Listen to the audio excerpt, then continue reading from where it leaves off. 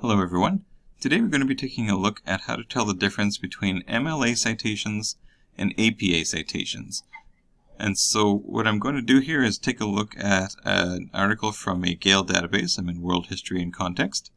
And I'm looking at this article on Leonardo da Vinci completing the Mona Lisa. And if you're not familiar with this, all Gale databases have a Cite button at the top here. You'll find this in most databases. And if I click that, it's going to bring up in Gale an MLA citation. Gale defaults to MLA 8th edition. And so this gives us an opportunity to see a completed citation in MLA format.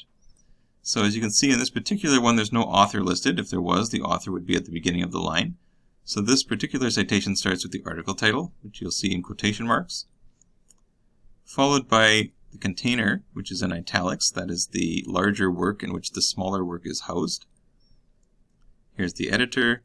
This is from volume 4 of this book on global events. And here you can see this is the database, which is in italics, and then the URL, and then the date that it was accessed, which in this case I'm doing this recording on November the 14th. And so this is a typical MLA citation where the author is not present in the citation. If I click up here, I'm going to switch this to APA 6th edition, just so that we can take a look.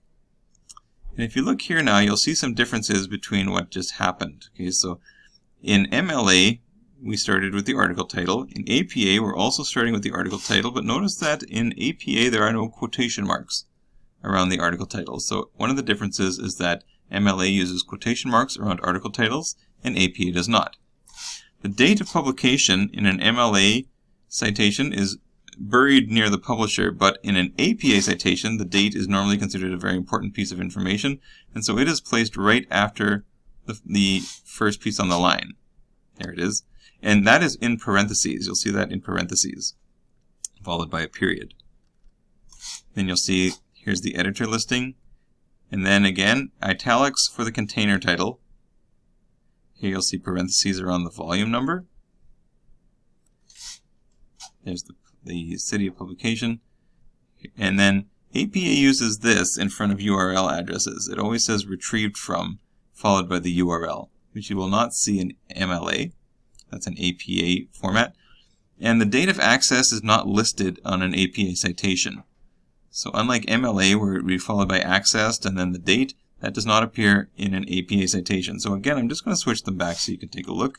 Here's MLA with its date of access here, the date of publication buried further in, the article title in quotation marks, versus APA, no quotation marks around the article title, the date of publication is in parentheses immediately after the first thing in the line, and then retrieved from just before the URL with no date of access.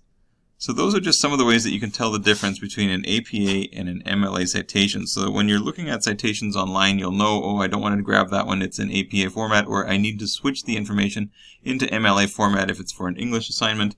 It just gives you some sense of what to look for. So those are some of the differences between MLA and APA. I hope that was helpful. Have a great day.